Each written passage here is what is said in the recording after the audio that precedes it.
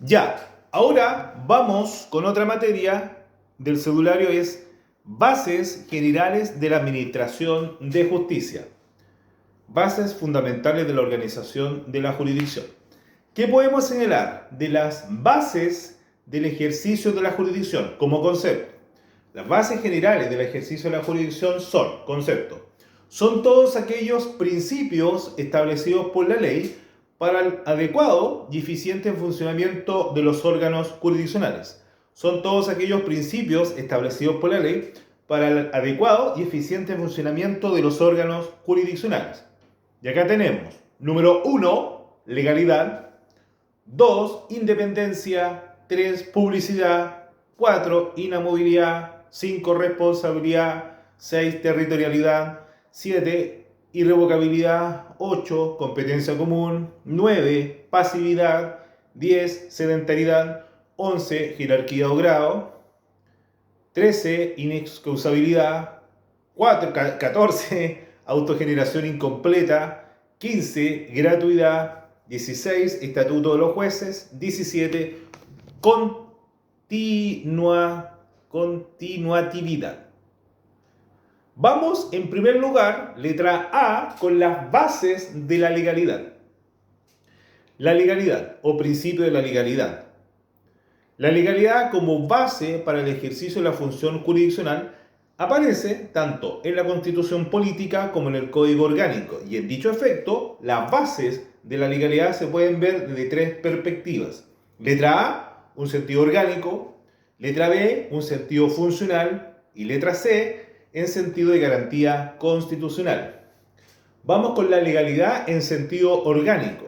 ¿Qué es el principio de legalidad en sentido orgánico?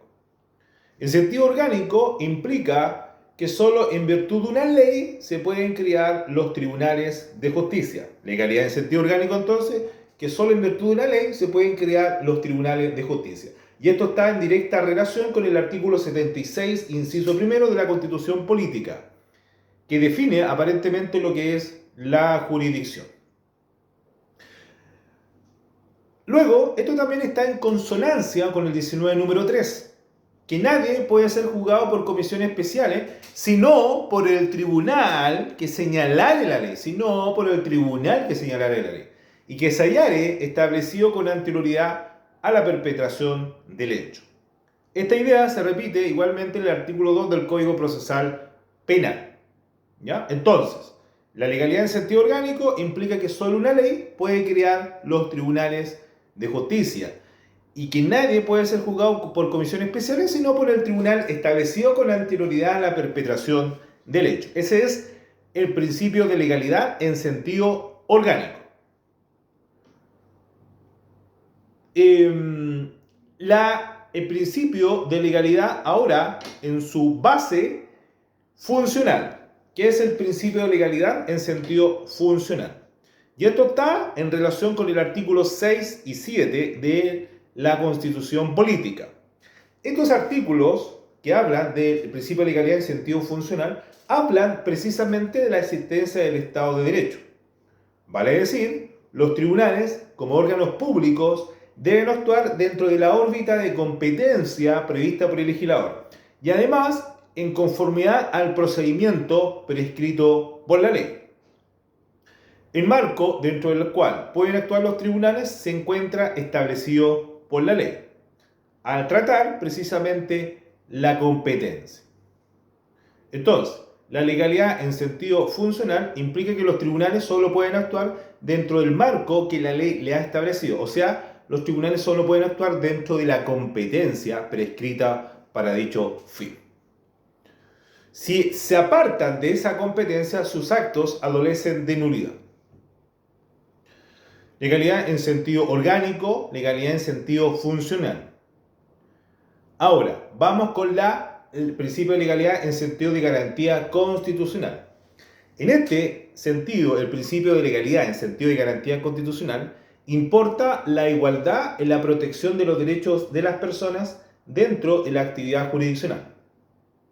Vale decir, la legalidad en sentido orgánico importa la igualdad de las personas en sentido de garantía constitucional. O sea, acá hay un respeto irrestricto a lo que establece la Constitución. Como por ejemplo, letra A, tiene que haber derecho a defensa jurídica. Toda persona tiene derecho a defensa jurídica en la forma que señale la ley, y ninguna autoridad o individuo podrá impedir, restringir o perturbar la debida intervención del letrado si hubiese sido requerida. Letra B, prohibición de juzgamiento por comisiones especiales. Nadie puede ser juzgado por comisiones especiales, sino por el tribunal que señalare la ley y que se haya establecido con anterioridad a la perpetración del hecho.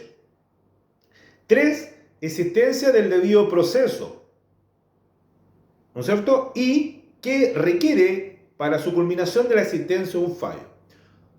Toda sentencia de un órgano que ejerza jurisdicción debe fundarse en un proceso previo legalmente tramitado.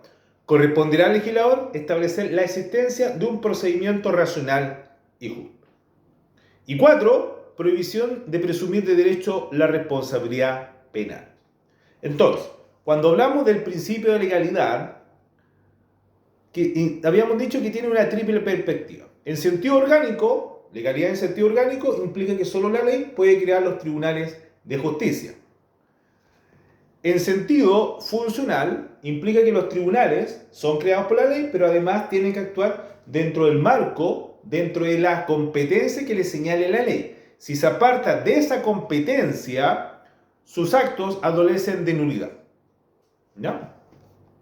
Y en sentido de garantía constitucional, acá importa el principio de igualdad en la protección de los derechos de las personas dentro del proceso jurisdiccional.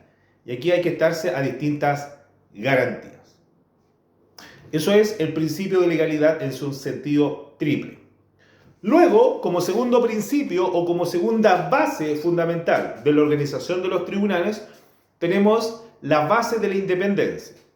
Y la independencia también puede ser analizada desde tres perspectivas: en sentido orgánico, en sentido funcional y en sentido personal. Vamos con la base de la independencia en sentido orgánico. Principio de la independencia en sentido orgánico. En sentido orgánico, la independencia consiste en que el poder judicial goza de autonomía frente a los demás poderes del Estado. O sea, en el fondo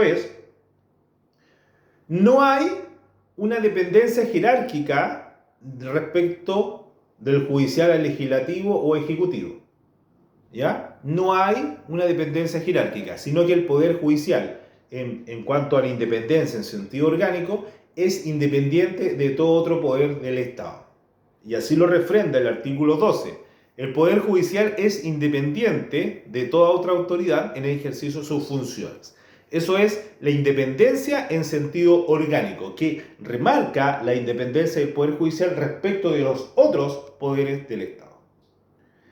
Esta dependencia orgánica que goza el Poder Judicial también se traduce en la previsión que se tiene respecto al Poder Judicial, en que el Poder Judicial no puede inmiscuirse en el ejercicio de los otros poderes del Estado.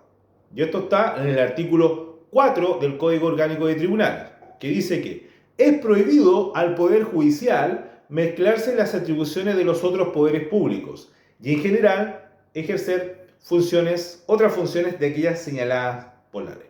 Si ello ocurriere, hablamos de un delito penal que se llama de usurpación de funciones, que está regulado en el artículo 222 del Código Penal. Eso es la base de la independencia en sentido orgánico. Repito, el Poder Judicial es independiente de toda otra autoridad en el ejercicio de sus funciones y no hay una dependencia jerárquica respecto de un poder del Estado respecto de otro. Y además hay una prohibición al Poder Judicial, prohibición de inmiscuirse en el ejercicio de otros poderes del Estado. Eso es independencia en sentido orgánico. Ahora, vamos con la independencia, pero desde la perspectiva funcional. El principio de la independencia en sentido funcional consiste en que no solo va a existir un poder estructurado, independiente de los otros, sino que además la función jurisdiccional que se les ha encomendado se ejerce sin que los otros poderes del Estado se inmiscuyan en el ejercicio de sus funciones. Eso es en sentido funcional. O sea, el ejercicio de la jurisdicción ejercicio de la función jurisdiccional es privativo del Poder Judicial. ¿Ya? Y los otros poderes del Estado no pueden inmiscuirse en el ejercicio de sus funciones. Y esta base de la independencia en sentido funcional se grafica en el artículo 77 de la Constitución, que dice que ni el presidente de la República ni el Congreso pueden ejercer funciones judiciales, abocarse causas pendientes, revisar contenidos o fundamentos de resoluciones o hacer revivir procesos fenecidos. Eso es en el sentido funcional. ¿Ya? O sea, en el fondo, para concluir, el sentido funcional implica que el Poder Judicial se ejerce sin que los otros poderes del Estado puedan inmiscuirse en las funciones propias del Poder Judicial. Es privativo. Y está refrendado en el artículo 77, inciso segundo. También está la independencia en su sentido personal. Y ella consiste en que las personas que desempeñan la función jurisdiccional son enteramente autónomas respecto de los otros poderes del Estado. En sentido personal, ella consiste en que las personas que desempeñan la función jurisdiccional son enteramente autónomas respecto de los poderes del Estado, incluso dentro del mismo poder judicial. Este es el segundo base de la función jurisdiccional, que es la independencia en su sentido triple, en sentido personal, orgánico, funcional y personal. Ahora, vamos con la tercera base de la organización de los tribunales de justicia, que es el principio de la inamovilidad. Base o principio o base de la inamovilidad. ¿Qué es esto de la inamovilidad? La base de la inamovilidad consiste en que, o impide, que un juez o magistrado, por así decirlo, puede ser privado del ejercicio de su función, ya sea de manera absoluta o limitada en cuanto al tiempo, lugar, forma, y esta limitación que se pretende hacer tiene que estar establecida por la ley. O sea, cuando hablamos de la base y la inamovilidad, implica que los jueces no pueden ser removidos de su cargo mientras tengan un buen comportamiento. Pero ojo acá, que esta base de la inamovilidad, que implica que los jueces no pueden ser privados del ejercicio de sus funciones de manera ilimitada o en cuanto dure el tiempo, no es absoluta. Porque hay formas de ponerle término a una función. Y acá tenemos, en primer lugar, el juicio de amovilidad. Este procedimiento actualmente no tiene gran aplicación práctica, ya que se utilizan otros mecanismos, ¿ya? Pero la primera forma es el juicio de amovilidad. La segunda es la calificación anual. Y esto es un procedimiento indirecto, por lo cual un juez que gozando de inamovilidad ha sido mal calificado es removido de su cargo por el solo Ministerio de la Ley. Calificación anual. Y número 3, remoción acordada por la Corte Suprema. Estas son las tres formas de ponerle término a la inamovilidad. Y esta remoción acordada por la Suprema está en el artículo 80 de la Constitución. ¿Ya? Y habla que el juez no ha tenido buen comportamiento y previo informe del inculpado y la Corte acordar su remoción por la mayoría total de sus componentes. Y luego se comunica al presidente para su conocimiento. Entonces, estas son las tres formas de poner término a la inamovilidad. Letra A, juicio de movilidad. Letra B, calificación anual y remoción acordada por la Suprema. Otra base del ejercicio de la función jurisdiccional, o la base fundamental, es la base de la responsabilidad. Base de la responsabilidad. También tiene una triple perspectiva la base de la responsabilidad. Ya, ahora vamos con otra base del ejercicio de la función jurisdiccional, que es la base de la responsabilidad. ¿Qué persigue la base de la responsabilidad? Como su nombre lo indica, tiene por objeto sancionar a los jueces o ministros que en el ejercicio de la función jurisdiccional no es el esperable o sobrepasa lo permitido por la ley. Repito, Base de la responsabilidad, este principio tiene por objeto sancionar a los jueces o ministros que en el ejercicio de la función jurisdiccional no han tenido un buen comportamiento, de acuerdo al esperado o al permitido por la ley. Y la base de la responsabilidad se puede ver de una triple perspectiva. Letra A, responsabilidad común. Letra B, responsabilidad disciplinaria. Y letra C, responsabilidad política. Vamos con la responsabilidad común. ¿Qué es la responsabilidad común? La responsabilidad común es la consecuencia de actos u omisiones que el juez realiza en su carácter de individuo particular y no como funcionario del orden judicial. La responsabilidad común es la consecuencia de actos u omisiones que el juez realiza en su carácter de individuo particular y no como funcionario. Esa es la responsabilidad común. El juez actúa de manera particular, responsabilidad común. La responsabilidad disciplinaria, por su parte, es la consecuencia de actos que el juez realiza con falta o abuso, incurriendo en indisciplina o faltando al orden interno del Poder Judicial. Esa es la responsabilidad disciplinaria. Y la responsabilidad política proviene de una abstención y afecta únicamente a los tribunales superiores de justicia por la causal del artículo 52, número 2 de la Constitución, letra C. Esto es notable abandono de deberes. ¿En qué consiste el notable abandono de deberes? Se ha entendido que el notable abandono de deberes se tiene que tomar un sentido amplio, o sea, va a constituir toda aquella infracción a normas sustantivas y adjetivas. O sea, existirá abandono de deberes cuando el Tribunal Superior no juzga la violación de los derechos consagrados por la Constitución. O sea, cuando hay una vulneración de derechos garantizados en la Constitución. Notable abandono de deberes. O los derechos humanos, ¿no es cierto? Eso es. Otra base importante del ejercicio de la jurisdicción es todavía estamos dentro de la responsabilidad. Vimos en sus aspectos generales, pero ahora vamos a profundizar en la base de la responsabilidad en cuanto a la responsabilidad ministerial. ¿Qué es la responsabilidad ministerial? La responsabilidad ministerial es la consecuencia jurídica de actos o resoluciones que los jueces pronuncian en el ejercicio de sus funciones. La responsabilidad ministerial es la consecuencia de actos o resoluciones que los jueces pronuncian en el ejercicio de sus funciones. Artículo 79. Los jueces son personalmente responsables por los delitos de cohecho, falta de observancia en materia sustancial de las leyes que regulan el procedimiento, denegación y torcida administración de justicia, y en toda prevaricación en que incurran en el desempeño de sus funciones. Esa es la responsabilidad ministerial. Es la consecuencia de actos o resoluciones que los jueces pronuncian en el ejercicio de sus funciones. O sea, acá hay cohecho, falta de observancia, denegación, torcida administración de justicia, prevaricación. Esa es la responsabilidad ministerial en que incurren en los jueces en el ejercicio de sus funciones. ¿Y qué entendemos por cohecho? Cohecho es un beneficio para sí mismo o a un tercero. O sea, en el fondo es prometer dar algo en beneficio de. Eso es.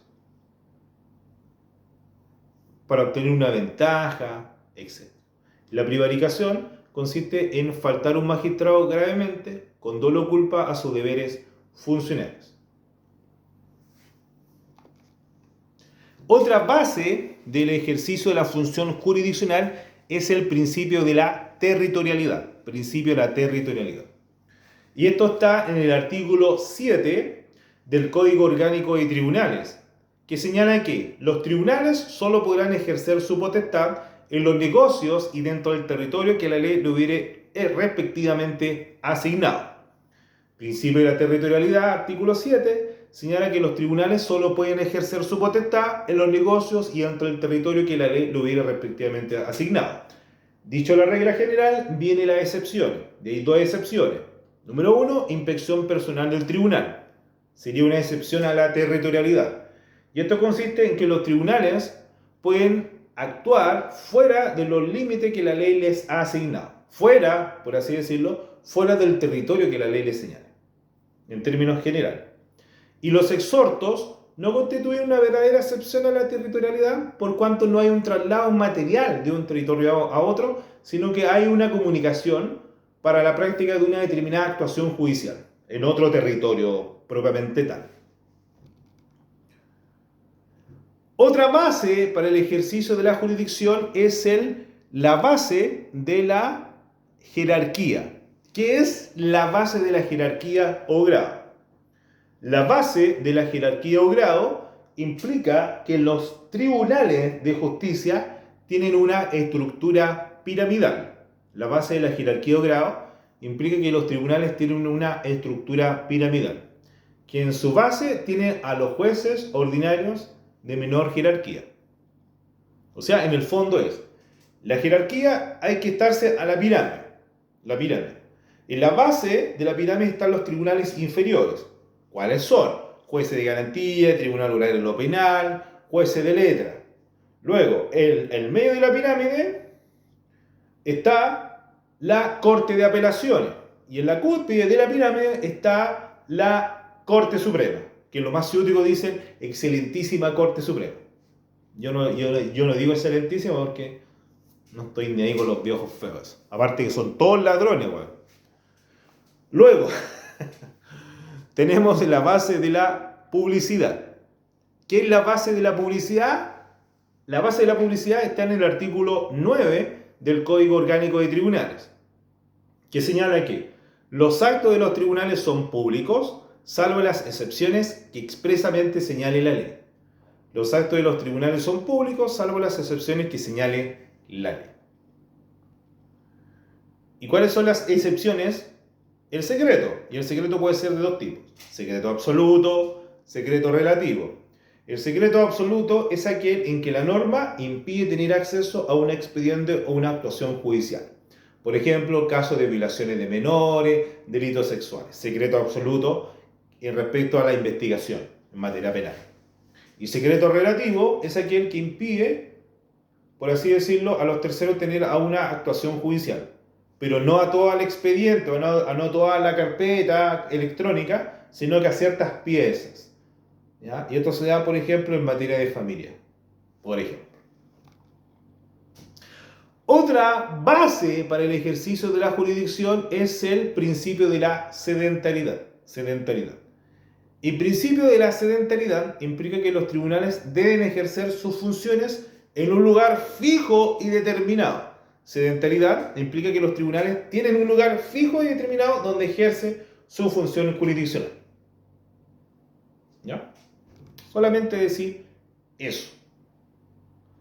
Luego tenemos la base de la pasividad. Y esto está consagrado en el artículo 10, inciso primero, del Código Orgánico de Tribunales, que señala que los tribunales no podrán ejercer su ministerio sino a petición de parte, salvo en los casos que la ley los faculte para proceder de oficio. Y dentro de la base de la pasividad tenemos que relacionarlo con dos principios formativos del procedimiento, que es el principio dispositivo, número 1, y 2, el principio inquisitivo. El principio dispositivo implica que la intervención del juez, tanto en el inicio como en general durante el juicio, se encuentra condicionada a la actuación y requerimiento de las partes. O sea, el juez no hace nada si las partes no le presentan algo. O sea, el impulso procesal radica en las partes. Y esta es la regla general, particularmente en materia civil, materia penal también, etc. Y el principio inquisitivo implica que el juez se encuentra obligado a iniciar de oficio el procedimiento. Y esto es el antiguo sistema procesal penal. Principio dispositivo, inquisitivo. Pero hay manifestaciones, o bien digo, manifestaciones del principio inquisitivo, en donde el juez podría actuar de oficio. Por ejemplo, en materia civil, el juez puede declarar la nulidad absoluta cuando el vicio aparece de manifiesto en el acto contrato, artículo 1683 del Código Civil, número 1. 2. El juez de oficio puede no dar curso a la demanda que no contenga las indicaciones ordenadas en el 254, expresando el defecto que adolece, en 256, Código Procedimiento Civil. Y número 3, el juez, en el juicio ejecutivo, particularmente, si el título presentado tiene más de 3 años, puede declarar que la obligación se encuentra prescrita, ¿ya? De negar la ejecución, entre otros aspectos. Otra base para el ejercicio de la jurisdicción es la base de la competencia común. Base de la competencia común. La base de la competencia común, esto está en el artículo 5, inciso primero. Y este consiste en que el legislador pretende que los tribunales conozcan de toda clase de asuntos, civiles, penales. Y esta es la regla general en competencia. Y esto se da particularmente respecto a los tribunales ordinarios. Luego tenemos la base de la inavocabilidad. Base de la inavocabilidad. Y esto está consagrado en el artículo 8 del Código Orgánico, el cual señala que ningún tribunal puede abocarse el conocimiento de causas o negocios pendientes ante otro tribunal, a menos que la ley le confiera expresamente esa facultad. Ningún tribunal puede abocarse el conocimiento de negocios ante otro tribunal, a menos que la ley lo confiera. Excepciones: acumulación de autos, arbitraje y las visitas de los ministros. Hoy que son principios. Ya no sé cuánto hay. Otra base de la inexcusabilidad es la base de la inexcusabilidad, que está consagrado en la Constitución, en el artículo 76, inciso segundo, en el Código Orgánico, en el artículo 10, inciso segundo. Y además esto tiene relación con el 170, número 5. En términos generales, la base de la inexcusabilidad señala que, reclamada su intervención en forma legal y en negocio de su competencia, no podrá excusarse de ejercer su autoridad ni a una falta de ley que resuelva la contienda de asuntos sometidos a su decisión. ¿Ya? Esa es la base de la inexcusabilidad. Otra base es la base de la gratuidad. Y este principio se estudia en dos aspectos. Número 1, las partes no remuneran directamente a las personas que ejerzan la función jurisdiccional, porque son funcionarios públicos. Y número 2, las partes deben contar con asesoría judicial dentro del proceso, para que exista igualdad en la protección de los derechos.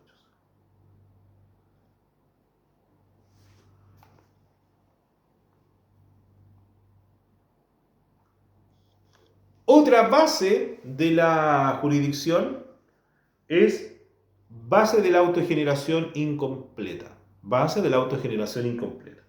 ¿Qué quiere decir esto de la base de la autogeneración incompleta? Que acá se refiere al sistema de nombramientos y designación de los jueces. En cuanto al sistema de nombramiento en Chile, el sistema de designación en nuestro país es de autogeneración incompleta.